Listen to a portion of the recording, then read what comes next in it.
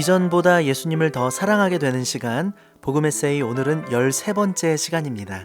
여러분 식사하셨습니까? 요즘 제가 아이를 키우다 보니까 무엇보다도 중요한 게 밥 먹이는 일이더라고요.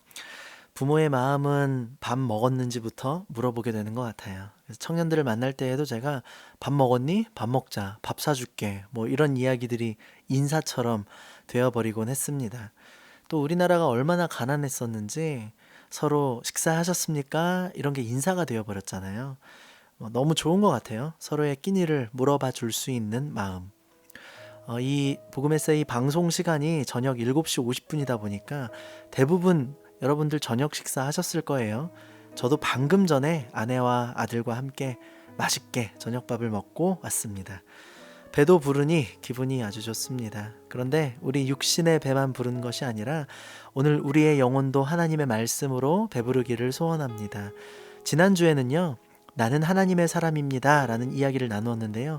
오늘 이어서 두 번째 이야기를 나누려고 합니다. 나는 하나님의 사람입니다. 두 번째 시간 복음 에세이 시작합니다. 먼저 하나님 말씀 읽어드릴게요. 베드로전서 1장 1절부터 4절까지의 말씀입니다. 예수 그리스도의 사도 베드로는 본도, 갈라디아, 갑바도기아, 아시아와 비두니아에 흩어진 나그네 곧 하나님 아버지의 미리 아심을 따라 성령이 거룩하게 하심으로 순종함과 예수 그리스도의 핏부림을 얻기 위하여 택하심을 받은 자들에게 편지하노니 은혜와 평강이 너희에게 더욱 많을지어다. 우리 주 예수 그리스도의 아버지 하나님을 찬송하리로다.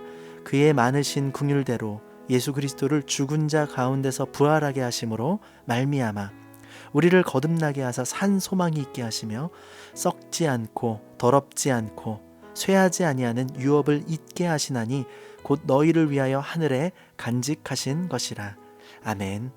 오늘 말씀은 사도 베드로의 편지입니다. 이 편지를 통해 우리의 정체성에 대해서 함께 나누어 보았으면 좋겠어요. 우리는 하나님의 사람들입니다. 하나님의 사람들은 첫 번째, 선택받은 사람들이에요.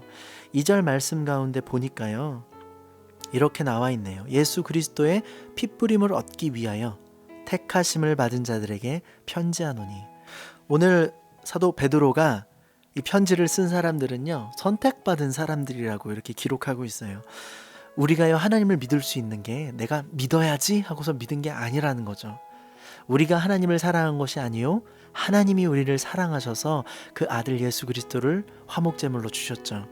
그래서 이 모든 게 은혜라는 거예요. 우리가 먼저 하나님 선택하지 않았고 하나님이 우리를 선택하셔서 하나님의 사람들로 불러주신 줄로 저는 믿습니다. 이 방송을 듣고 계신 여러분들도 마찬가지겠죠. 우리를 보내신 그곳에 여러분들이 있는 것도 마찬가지입니다. 우리를 지으시고 부르시고 보내시는 그 모든 것에는 하나님의 이유가 있을 거예요. 여러분, 이 세상에 절대로 우연은 없습니다. 특별히 우리 믿는 크리스천들에게는 우리 삶에 우연은 없습니다. 모든 것이 하나님의 계획과 섭리 가운데 혹 악한 일이라 할지라도 악을 선으로 바꾸시는 하나님의 섭리가 우리 가운데 있게 되기를 간절히 소원합니다. 그래서요, 우린 늘 기억해야 돼요. 나는 하나님께 선택받은 사람이구나. 하나님이 나를 오늘 이 자리로 부르셨구나. 내가 원했든 원치 않았든 이 자리에 나를 부르신 이유가 있겠구나. 오늘도 하나님의 사람들로 그렇게 살아갈 수 있었으면 좋겠습니다. 두 번째, 하나님의 사람들은요, 하늘의 소망을 두고 살아가는 사람들입니다. 3절과 4절 말씀에 보니까요, 산 소망이라는 단어가 있어요. 그리고 하늘에 간직하신 것, 이렇게 기록하고 있습니다. 세상 가치대로 살아가는 것이 아니라 하나님의 사람들은 하늘의 산 소망을 바라보며 살아가는 인생입니다. 그래서 세상 사람들은 이 땅의 가치를 두고 살기 때문에 이 땅에서 움켜쥐고 더 많은 것을 누리고자 하지만 하나님의 사람들은 다른 것을 선택할 수 있는 사람들이에요. 세상 사람들이 그래서 때로는 이해하지 못할 때가 있어요. 아니, 너 그래서 어떻게 살려고 그래? 근데 우리에게는 하늘에 간직해둔 것이 있거든요. 이게 바로 하늘 소망입니다. 제가 제 아내를 만났을 때, 처음 제 아내를 만났을 때 질문했어요. 자매님 왜 살아요? 윤미 씨 왜 살아요? 제 아내가요, 1초도 망설이지 않고 바로 대답한 대답이 있는데요. 저는 하나님의 영광을 위해서 살고요. 하늘에 소망을 두고 삽니다. 그래서 제가 뭐라고 대답했냐면 저도 그런데 같이 사실래요? 사람들이 다 미쳤다고 했는데 어쨌든 저의 기도 제목이었어요. 하나님께 소망을 두고 사는, 이 땅이 아닌 하늘에 소망을 두고 사는 그런 사람을 만나서 결혼했으면 좋겠다.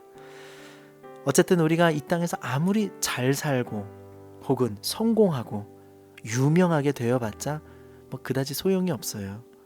하늘에서 유명한 사람이 되는 게 진짜 중요합니다. 이게 바로 우리의 가치관이 이 땅이 아니라 하늘에 두고 살아간다는 것이겠죠. 여러분, 우리 함께 하늘에 소망을 두고 살아갑시다. 이 땅에 있는 것들은 언젠가 다 썩어 없어지고 더러워지고 쇠하는 것들이에요. 하지만 하늘에 간직한 것은 영원히 변하지 않는 것입니다. 그리스도의 사랑이 그러하고요. 하나님께서 우리를 위해서 예비하신 하늘의 복이 그러합니다. 마지막으로 하나님의 사람들은 하나님을 아버지라 부를 수 있는 하나님의 자녀들입니다. 저는 이게 정말 중요하다고 생각해요. 요한복음 1장 12절, 영접하는 자 곧 그 이름을 믿는 자들에게는 하나님의 자녀가 되는 권세를 주셨습니다. 여러분, 신앙이란 게 뭐예요? 예수 믿는다는 게 뭐예요?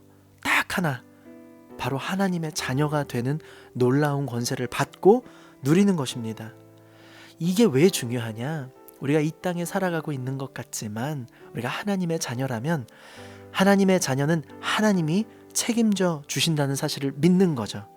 그래서 기독교 신앙은 우리의 영적인 아버지가 되시는 하나님께서 내 인생을 주장하신다. 이게 우리의 믿음의 내용인 것이에요. 그래서 우리는 우리 인생을 하나님께 맡겨드릴 수 있습니다. 왜? 자녀는 부모가 책임지기 때문이에요.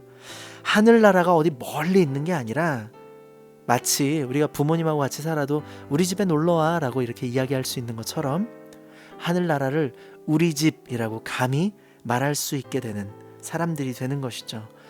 여러분, 여러분들은 하나님의 사람이십니까? 우리는요, 하나님께서 선택하셔서 예수 그리스도의 그 보혈로 우리를 부르셔서 우리로 하여금 하나님의 자녀로 삼아 주셨습니다.